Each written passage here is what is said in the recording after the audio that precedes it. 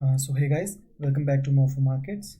So today we will be analyzing Nifty and Bank Nifty for 3 April Wednesday. So देखते हैं आज market ने किया क्या।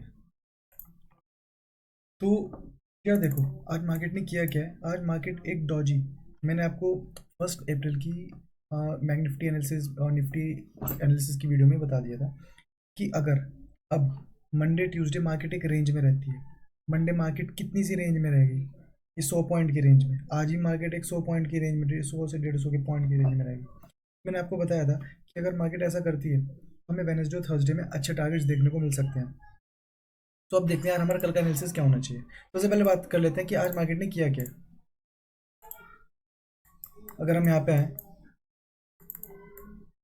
सो आज मार्केट खुलते ही नीचे गई,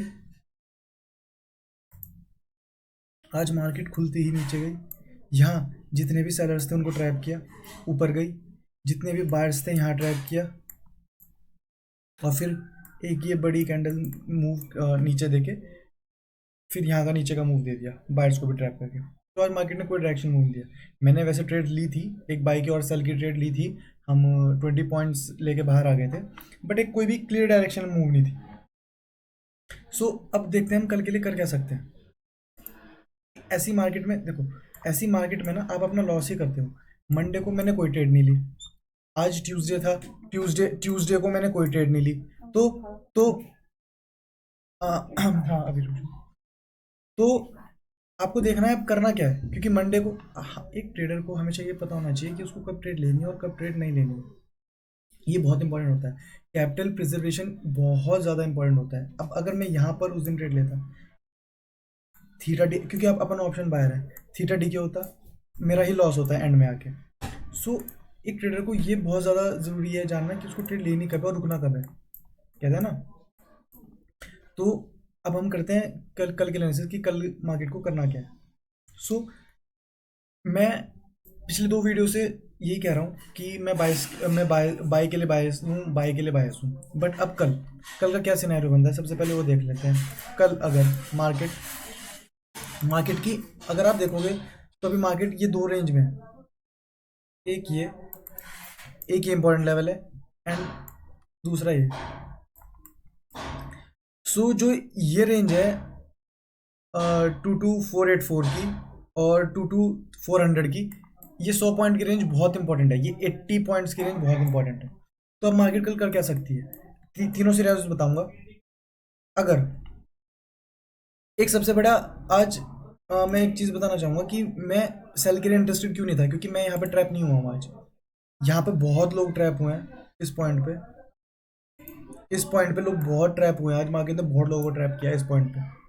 मैं क्योंकि मेरे लिए ये एक सपोर्ट लेवल था, मैं काफ़ी श्योर नहीं था। अगर मैं एंट्री करता भी तो मैं हाफ क्वांटिटी से करता, बट मैंने कहा जाने दो, क्योंकि मार्केट का मेरे को बायस समझ नहीं आ रहा था। क्लियर है, अगर मार्केट आपको समझ नहीं आ रही ना तो आप बाहर हो, क्योंकि हाई टाइम फ्रेम कुछ और प्रिडिक्ट कर रहा था, लो टाइम फ्रेम कुछ और, तो सब एक दूसरे को कॉन्ट्रडिक्ट कर रहे थे। तो बेटर है ऐसे केस में बाहर रहो। कल के लिए क्या कर सकते हैं, कल मेरा सेल का बायस ज़्यादा रहेगा। अगर मार्केट साइडवेज खुलती है देन ऊपर जाती है, तो मैं या तो इस लेवल से बाय करना पसंद करूंगा इस लेवल तक, या अगर मार्केट रेंज में खुलती है, साइडवेज ही खुलती है और खुलते ही मार्केट इसको ब्रेक करने लगती है, साइडवेज खुलते ही इसको ब्रेक करने लगती है, तो हम इन लेवल्स के आसपास कहीं सेल देखेंगे। अगर सेल की अपॉर्चुनिटी मिलती है तो आंख बंद करके सेल नहीं लेनी, अगर सेल की अपॉर्चुनिटी मिलती है तो इन लेवल्स के आसपास हम सेल देख सकते हैं, और टारगेट हमारा रहेगा कुछ इन लेवल्स तक। देखिए मैं सेल के लिए क्यों बोल रहा हूँ, मेरा बायस सेल का क्यों है, क्योंकि अगर आप हाई टाइम फ्रेम पे आएंगे बहुत अच्छी लिक्विडिटी है इधर, इन लेवल से बहुत अच्छी लिक्विडिटी है। और मार्केट को जब भी कोई लेवल तोड़ना है ना, या तो उसको पॉज लेना पड़ेगा या उसको एक रिट्रेसमेंट देनी पड़ेगी, फिर उस लेवल को ब्रेक करना पड़ेगा अगर उसको ब्रेक करना है तो इस वजह से अगर मार्केट यहाँ से लिक्विडिटी लेती है, रिट्रेस करती है, और देन मैं इंटरेस्टेड हूँ कि मार्केट अपना ऑल टाइम हाई लगाए प्रॉपरली हाई टाइम फ्रेम पे, तो ये मेरे लिए बेस्ट सिनेरियो रहेगा। तो कल का सीन यही है, मार्केट खुलती है यहाँ पे अगर हमें कोई रिजेक्शन करना मिलती है तो हमारा यहाँ पे आराम से आएगा ये। और अगर कल भी मार्केट खुल के रेंज में ही आ जाती है तो हम थर्सडे के लिए आराम से बैठेंगे डाउन साइड के लिए। ठीक है, कल का साइडवेज का तो ये रहा। अगर मार्केट अब खुलती है हायर, अगर मार्केट हायर खुलती है तो मैं सेकंड कैंडल से ही सेल के लिए सोचूंगा,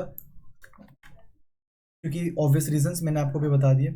अगर मार्केट गैप डाउन खुलती है तो गैप डाउन के लिए हम क्या कर सकते हैं, अगर मार्केट इस पॉइंट इस रेंज के आसपास खुल जाती है तो हमें देखना है, मैंने आपको कल भी बताया था, हमें देखना है बाय कहाँ से करना है और कितने अच्छे लेवल से करना है। अगर मार्केट इस लेवल की इस लेवल पे आके इसको ब्रीच करके यहाँ पे लोगों को ट्रैप सेलर्स को ट्रैप कर दिया तो हम यहाँ से इन लेवल्स तक के लिए एक अच्छी बाइंग की मूव देख सकते हैं।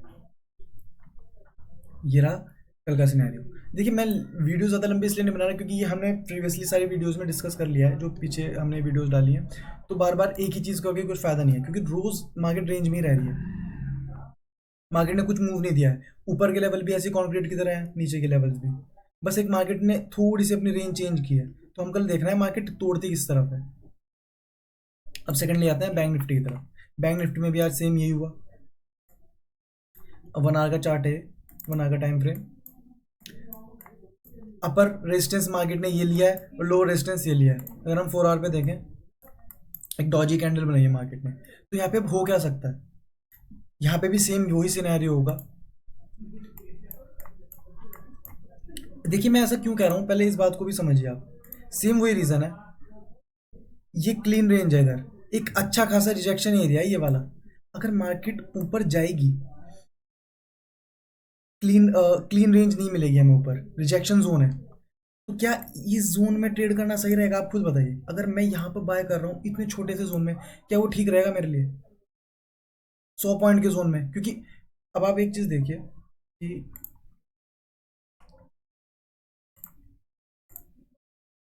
ये इस जोन में बाय करना ठीक रहेगा। ये अगर हम 30 मिनट पे हैं, ये हमारा रेजिस्टेंस है, अच्छा खासा रिजेक्शन जोन नहीं है। अगर मार्केट इस एरिया पे आएगी, अगर मार्केट इस एरिया पे आएगी, ये रेजिस्टेंस, फिर ये रेजिस्टेंस, तो क्या इस जोन पे सेलिंग हमें देखना प्रेफर नहीं करना चाहिए? खुद बताइए। तो इस वजह से कल अगर मार्केट रेंज में रेंज साइडवेज खुलती है, ऊपर जाती है, सेम सिनेरियो रहेगा, मैं सेल के लिए देखूंगा इन लेवल्स तक के लिए। इफ मार्केट अपर खुलती है, मैं देखूंगा मार्केट सस्टेन कर रही है या फिर इसको फर्स्ट कैंडल से तोड़ के नीचे आ रही है, तो मैं फिर देखूंगा सेलिंग के लिए, दोनों के लिए सेलिंग के लिए रहेगा। बट अगर मार्केट गैप डाउन खुलती है तो गैप डाउन में हमारा क्या सिनेरियो रहेगा? देखिए जब भी एक ट्रेंड से अपोजिट गैप डाउन खुलता है ना, तो बहुत कंफ्यूजन क्रिएट कर देता है। आपको हमेशा जो पॉइंट्स मिलेंगे ना, प्रॉफिट्स आपको हमेशा, देखिए मार्केट जब भी गिरेगी तो वो डे में ही गिरेगी, और मार्केट जब भी बढ़ेगी वो गैप अप्स में ही बढ़ेगी, वो पॉइंट नहीं देती बढ़ते समय। तो यहाँ पे मेरे कहने का क्या मतलब है कि अगर मार्केट आपको गैप डाउन खुलती है इस रेंज के हिसाब पास पास, आप देखिए कि यह मार्केट इस रेंज को ब्रेक कर रही है या मार्केट ट्रैप करके ऊपर जा रही है, समझ रहे हो? या तो मार्केट इसको क्लियर ब्रेक कर रही है, अगर क्लियर ब्रेक करती है तो हमारे पास यहाँ तक के टारगेट्स रहेंगे, इस लेवल तक के 47211। बट अगर मार्केट ट्रैप कर रही है तो हमें फिर ऊपर तक के लिए आराम से यहाँ से टारगेट मिल जाएंगे, ये इस जो हमारी रेंज है।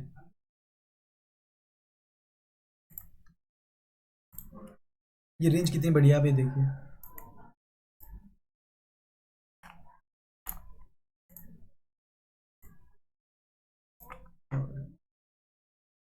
200 पॉइंट की रेंज है, और नीचे हमारे पास कितने पॉइंट की रेंज है?